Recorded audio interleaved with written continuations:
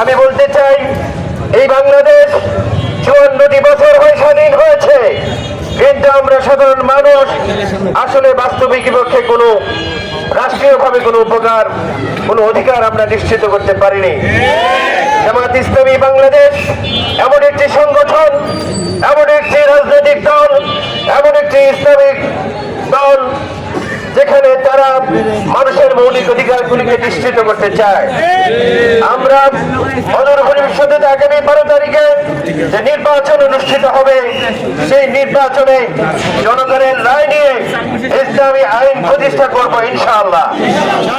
সংসদে আল কোরআনের আইন চালু করা হবে ইনশাআল্লাহ।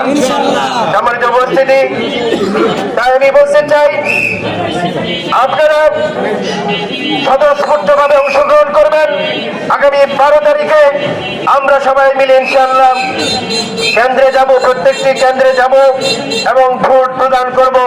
সেখানে নিজে ভোট দেব এবং আত্মীয় স্বজন, পাড়া প্রতিবেশী, বন্ধু বান্ধবকে নিয়ে সেই কেন্দ্রে অবস্থান করব, ভোট দেব এবং সেই ফলাফল নিয়ে বাসায় ফিরবো ইনশাআল্লাহ।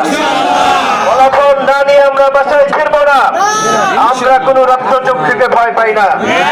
আমরা যেদিন এই সংগঠনকে শুরু করেছি, সেদিন কাফনের কাপড় নিয়েই শুরু করেছি, শাহাদাতের তামান্না নিয়েই এই সংগঠনের কার্যক্রম শুরু করেছি।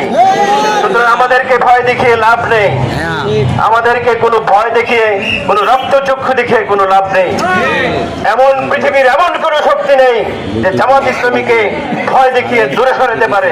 একমাত্র আল্লাহ তাআলা ভয়, আল্লাহ তাআলাকে আমরা ভয় করি। শুধুমাত্র আল্লাহর সন্তুষ্টির জন্য আমরা যেহেতু সংগঠন করি, আমরা এখানে জান, জীবন, সমস্ত কিছু বাজি রেখে আগামী 12 তারিখের নির্বাচনে অংশগ্রহণ করব, ভোট প্রদান করব এবং ফলাফল নিয়ে বাসায় ফিরব ইনশাআল্লাহ।